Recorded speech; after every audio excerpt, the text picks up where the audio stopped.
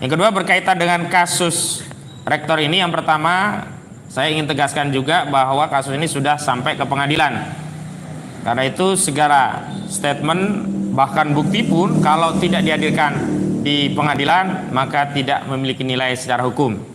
Yang ketiga, kami ingin tegaskan gugatan kami terkait ijazah saudara Joko Widodo itu SD, SMP, SMA. Sebenarnya tidak ada relevansinya dengan UGM. Itu keterangan UGM sama sekali tidak memadai. Dari sudut pandang Rektor UGM tidak menggunakan kata memastikan ijazah tersebut asli, tetapi menggunakan kata meyakini.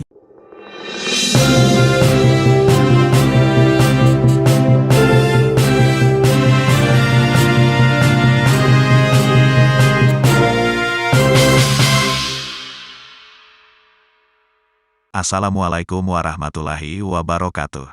Guys, alhamdulillah, kembali lagi di rubrik Mimbar Shoot bersama saya Robin KW 100 dari Gotham City.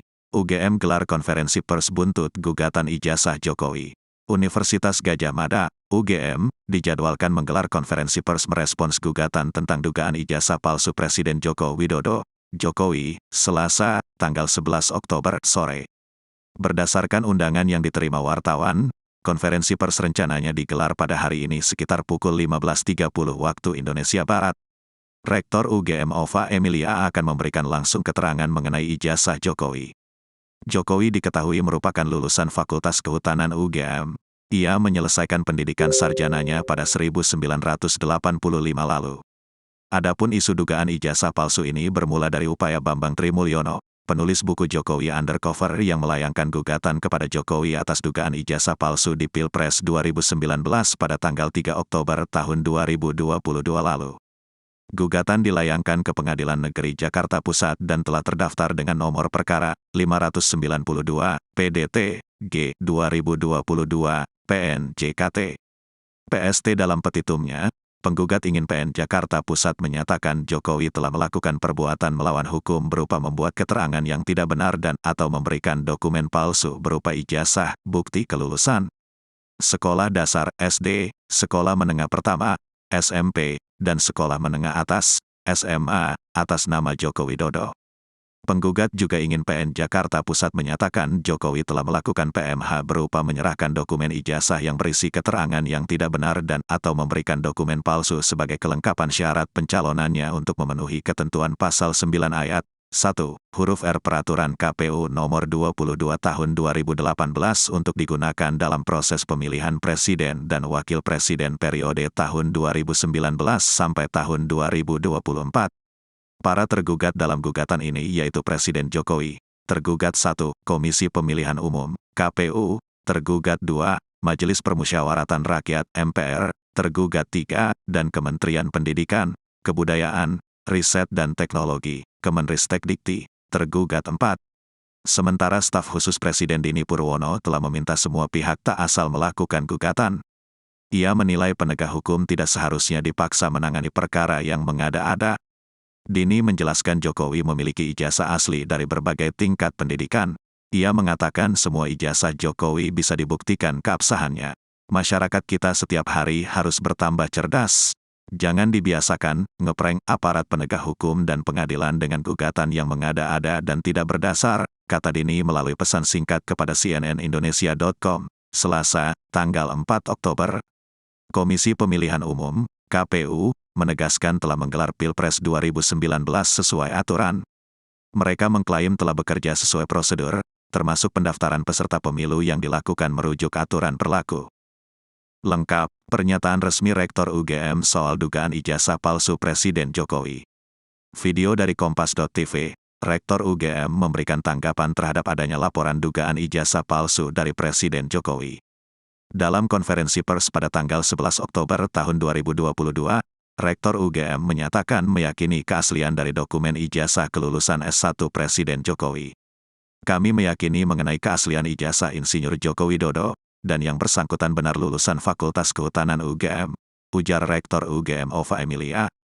Selain itu, Rektor UGM juga menyatakan Presiden Jokowi merupakan mahasiswa tahun 1980 yang dinyatakan lulus tahun 1985. mahasiswa tahun 1980, dinyatakan lulus dari UGM tahun 1985, sesuai ketentuan dan bukti kelulusan dokumen yang kami miliki, kata Ova. Yang kedua berkaitan dengan kasus rektor ini, yang pertama saya ingin tegaskan juga bahwa kasus ini sudah sampai ke pengadilan. Karena itu segala statement bahkan bukti pun kalau tidak dihadirkan di pengadilan maka tidak memiliki nilai secara hukum. Yang ketiga, kami ingin tegaskan gugatan kami terkait ijazah Saudara Joko Widodo itu SD, SMP, SMA. Sebenarnya tidak ada relevansinya dengan UGM. Dan hari ini UGM justru memberikan komentar, dan komentar itu juga tidak bernilai. Karena itu kami sarankan kalau UGM ingin mengklarifikasi agar memiliki nilai, masuk sebagai pihak di dalam proses persidangan. Yang keempat, bahwa gugatan ini bukan hanya gugatan Pak Bambang Trimulyono, tapi ini berkaitan dengan nasib bangsa. Karena itu segenap rakyat kami mohon doa dan dukungannya, dan mohon agar hadir pada Selasa 18 Oktober 2022 di Pengadilan Negeri Jakarta Pusat. Dan yang terakhir, ini adalah kasus yang sudah masuk ranah peradilan. Tidak boleh ada lagi narasi yang menyatakan diskusi tentang ini sebagai hoax, karena ini kepentingannya kepentingan rakyat. Jadi tidak boleh ada yang dihalangi untuk mendiskusikan masalah ini. Bukan hanya Pak Bambang Tri, seluruh rakyat harus diberikan akses untuk mencari tahu apakah mereka benar-benar dipimpin oleh seorang pemimpin yang sah, memenuhi syarat, legal dan konstitusional, atau malah sebaliknya, pemimpin yang tidak sah karena tidak memenuhi syarat, pemimpin yang ilegal dan inkonstitusional. Ada satu lagi, Bos. Silakan. Poin pentingnya ini ya. Dalam konferensi persnya UGM itu keterangan UGM sama sekali tidak memadai. Dari sudut pandang Rektor UGM tidak menggunakan kata memastikan ijazah tersebut asli, tetapi menggunakan kata meyakini. Ya, yakin aja, itu berbeda itu, memastikan dengan meyakini. Wilayahnya lah. Iya. Kalau yakin aja sama juga keimanan, susah jadinya ya. Kedua, Rektor UGM ataupun Dekan Fakultas Kehutanan sama sekali tidak menyebutkan nomor pokok mahasiswa. Kemudian bernama Joko Widodo, nomor induk ijazah, tanggal dan bulan terbitnya ijazah, ya. Jadi itu nggak disebutkan.